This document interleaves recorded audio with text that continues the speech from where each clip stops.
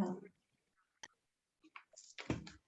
Hi, Tansy. How are you? So lovely to speak again. How are you doing? I'm doing great. How are you? Good, good. So a question that came up for us that I know a lot of people are interested in is why do we sometimes get so angry in our relationships? And what I'd like to jump off into is what I notice is that very often in intimate relationships, we tend to forget that the person we're angry at is not our enemy. And it seems to be that we've been triggered from a past time in our lives, an earlier stage. We might be seeing our mother speaking to us or our father, and we just get completely triggered. And I'm hoping we'll explore that a little bit together and then be able to offer some reasons and what can we do about that? How can we really bring our relationships to consciousness and make a difference and change that? What are your thoughts? Oh, Bev, you're absolutely right. Um, when we get angry at somebody, we're not usually angry at them. We're angry at something that it triggered within us. And like you said, that could be old childhood wounds, it could be old stories and beliefs that you adopted, or it could even be some conditioning that you're experiencing now. But very, very, very rarely are you actually angry at the person or the thing itself.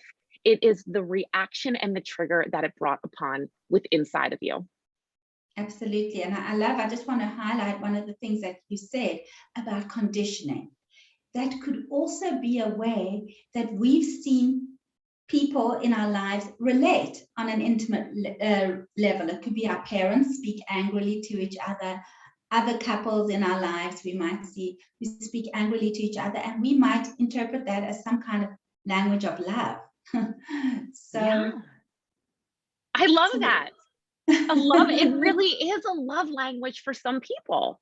exactly, Yeah. exactly. I think the thing that people do need to keep into consideration though is two things. Number one is, what is the triggering and the anger really coming from? I should say, where is it coming from? Where is this actually coming from? What are those wounds? What are those conditionings? What are those stories? What are those beliefs? Where are they coming in and now affecting you on a deeper level? That's the first thing. But on more of a tangible level, is how is that creating a low level of stress consistently and constantly pulsating through your body that's causing a level of health breakdown? I think a lot of people don't realize the level of health issues that can pop up just merely based on the fact that you are feeling angry and maybe resentful or feeling this stress coming and pulsating through your body. Gosh, I I love a, that. a few years ago, I actually had heard that the statistic was about 90% of all doctors' visits were directly related to stress issues. 90%.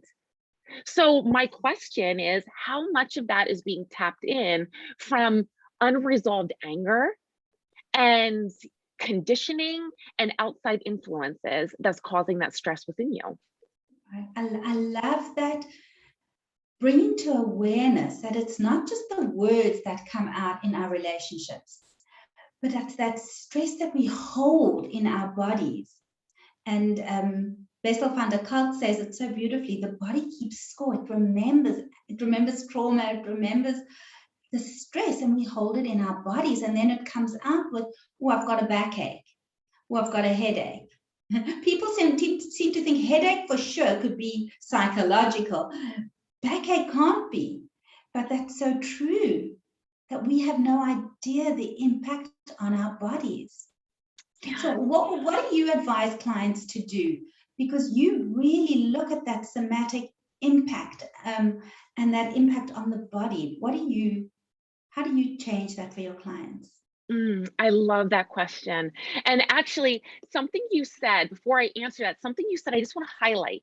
You said it shows up in other signs and symptoms like headaches and body aches and so forth. You're absolutely right. That's because that stress from that anger that you're holding in, or even that anger that you are feeling within your body, is causing inflammation and is causing a breakdown of the tissue, right? Is causing that inflammation to build up and to penetrate and to lie in and around the tissue of your body. So what can you do? There's 3 things I'm going to quickly suggest. One of those is, if you are triggered and you're feeling angry, the best thing, Bev, is to not hold it in. Let the anger out. Let it be expressed. Make it communicative. Go scream in a pillow. As long as you're not hurting anybody or yourself, let that come out. That's the first thing that I found that people often, they often mess up, for a lack of better words, is that they think, if I just don't feel it, I should be positive. I am going just to hold it in. I'm not going to express it, for whatever their reason is. But that's actually causing more damage. So let the anger out. Number 2 is to journal and work on some of those childhood wounds. Work on where this anger is coming from. What is the root cause?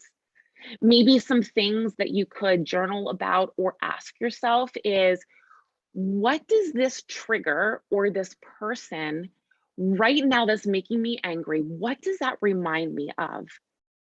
How does that make me feel? Does that bring up any thought patterns or any processes that I used to have to work through or deal with? Right? So making sure that you are addressing some of those old wounds. The last thing is more of a physical movement. And I say, get out and do some light movement, walking, stretching, yoga, Pilates, anything that's allowing that emotion and that anger to move through your body. I wouldn't suggest doing something more aggressive like running or heavy weightlifting. That's not what your body needs at this point. What you really need is to let it out in more of a gentle way, especially if you're feeling overly stressed and overly taxed. Those are my Wow, I suggestions. love that. And I love that. And the suggestions that I have with my clients, you can either, those of you watching can compliment, use whichever work for you. They're not completely different, but maybe my language is different. And whichever sits with you, use it. And the secret is to practice, practice, practice. So what are my suggestions? So number 1, and let me jump off from the journaling. I think journaling is fabulous, to notice who in your family was a rager, who was angry, and then to try and come into presence and to notice that the person you're raging at is not your enemy. They're your teammate, they're your lover. They're not on the other side. And then to go into the third thing that Tansy said is to say, I need a break now. I need to take this out and go for a walk before I respond to you. But do make the commitment to when you'll come back. I'll talk to you about this in 20 minutes. Maybe after 20 minutes, you'll come back. I need another half an hour. But do commit to repairing the relationship, because all our relationships start with harmony. Then there's a rupture, and then we want the repair. And the repair is crucial, and it's magical if done beautifully and correctly. So do make that commitment to come back. And then I just want to go back to the first thing I said and re-stress it. These aren't necessarily, we don't go through school learning relationships tools and skills. These need practice. So even from this video, if you can just notice your triggers, just write them down and see how many times you can pull back. And then hold yourself kindly and tenderly in the times that you don't. Because it's not just going to happen like this. it needs practice. That's what I'd like to offer. I love it. It's all about perspective and self-care. Beautiful. It absolutely is. Thank you, Tansy. We'll be Thank back you next so week. much. All right. Thank you.